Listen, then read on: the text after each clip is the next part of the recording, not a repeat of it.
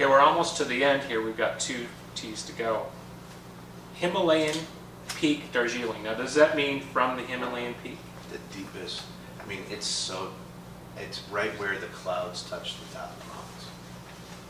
It's about as majestic as it gets. I mean, honestly, you envision like seeing a couple of elephants randomly roaming as you're having a discussion on the top. Now, I'm the type of person that believes that, certain places on the earth, and I know you believe this, they have particular spiritual properties, healing properties. We're not doctors.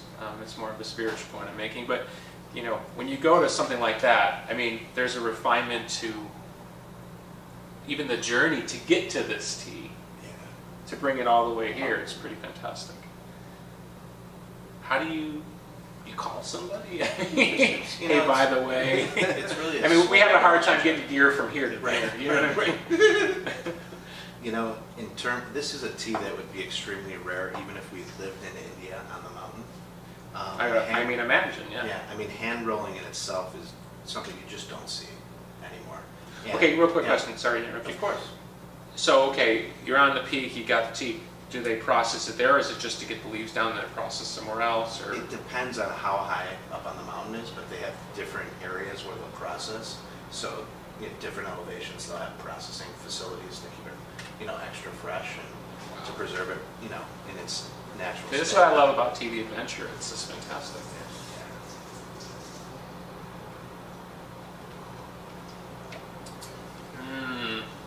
I like that. There's actually only about 20 kilos in the entire world of this particular tea. Say that again. There's only 20 kilos in the entire world. There was one chest available. Is that per year kind of thing? This depends. This year, there wasn't as much water, so what they did is, just limited the harvest. I mean, the one thing I love about, the guys we work with on the mountain is, unless it's exceptional, that they just don't pick it. Yeah. I have a question for you. Of course.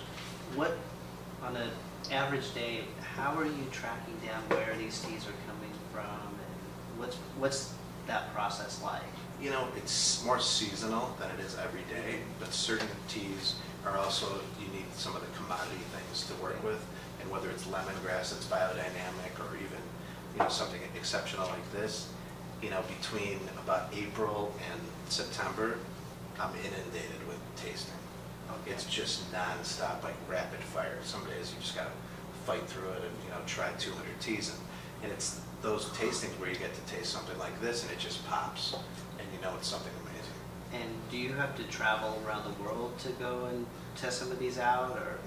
We travel as much as we can, and for example, like this from the Ambuja tea estate, and they flew in from India, saw us, and sat down for multiple tastings for this particular harvest, and in October I'll be back out with them, and it's just, I mean, it's such a beautiful environment, 100% biodynamic base, so they plant according to the lunar cycle, the sun, the moon, the stars, and just take it to a different level.